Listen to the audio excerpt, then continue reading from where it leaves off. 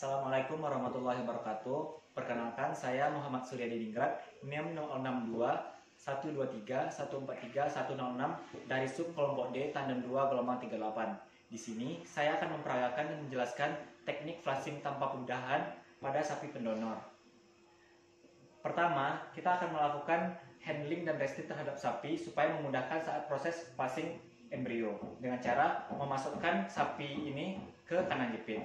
Kemudian kita akan melakukan anestesi secara epidural pada bagian interspace antara os vertebrae sacralis terakhir dengan os vertebrae coccygeal pertama, atau pada os vertebrae coccygeal pertama dengan os vertebrae coccygeal kedua dengan preparat lidocaine.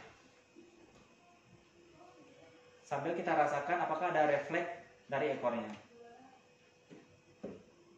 Setelah masuk anestesinya, fungsi dari anestesi yaitu untuk mengurangi refleks dari otot polos bagian rektum sehingga sapi tidak melakukan defekasi ataupun urinasi. Kemudian juga dapat merelaksasi bagian otot dari uterus dari sapi ini.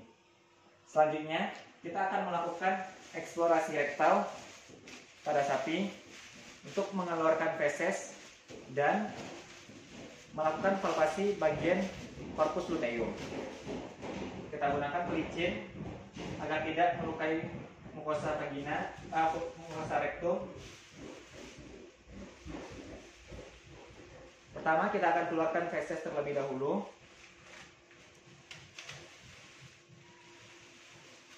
Selanjutnya kita akan melakukan perabaan ke bagian ovarium, tepatnya pada corpus luteum, sehingga kita dapat memprediksi jumlah dari embrio yang akan kita hasilkan dari masing-masing ovarium.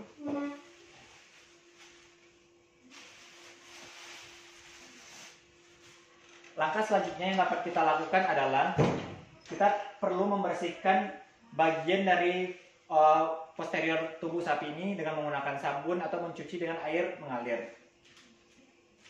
Kita bersihkan supaya tidak ada kontaminasi saat melakukan flushing embrio nantinya. Dan juga kita perlu melakukan fiksasi pada ekor sapi agar tidak menghalangi saat prosesnya nanti. Oke. Setelah proses ini dilakukan, kita dapat dengan menggunakan glove rektal yang baru,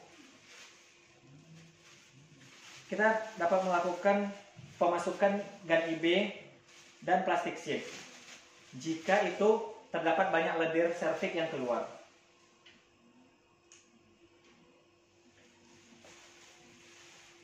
Kita pegang serviks dari induk, dari sapi, kemudian seperti prosedur dari IB, kita masukkan gun IB dari vulva, vagina, sampai ke mulut serviks. Selanjutnya, keluarkan gun IB dan tinggalkan bagian dari plastik sheet.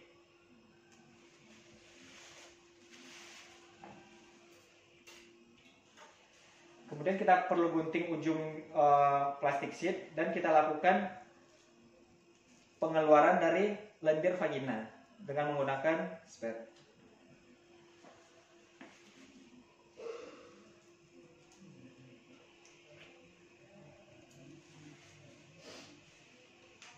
Setelah dirasa jumlah lendir berkurang, kita keluarkan plastik sheet dari organ reproduksi betina.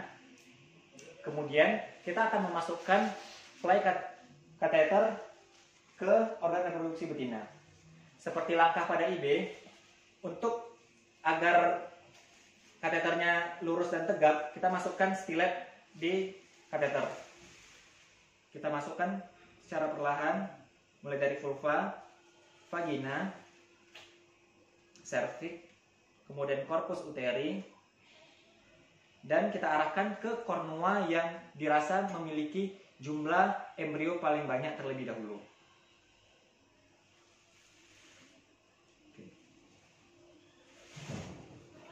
Setelah itu, kita dapat memasukkan udara ke balon kateter agar ujung balon dari kateter menggembung sehingga membatasi antara ruang di kornua uteri dan cairan dari kornua tidak keluar ke bagian kornua yang lainnya. Kita masukkan sekitar 20 sampai 25 mili udara sampai menggembung. Kemudian kita keluarkan stiletnya. Selanjutnya kita akan masukkan cairan flushing ke fluid regulator. Kita buka bagian inflow untuk memasukkan cairan flushing. Dibantu oleh asisten memegangkan cairan flushing. Kita masukkan cairan flushing sampai kita rasa cukup, sambil kita raba bagian kornua uterus. Kemudian jika udah cukup, kita tutup terlebih dahulu bagian inflow.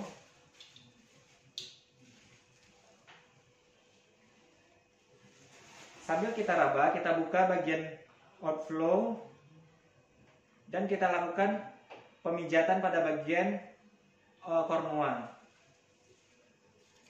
dan ditampung. Kita lakukan penampungan dari embrio.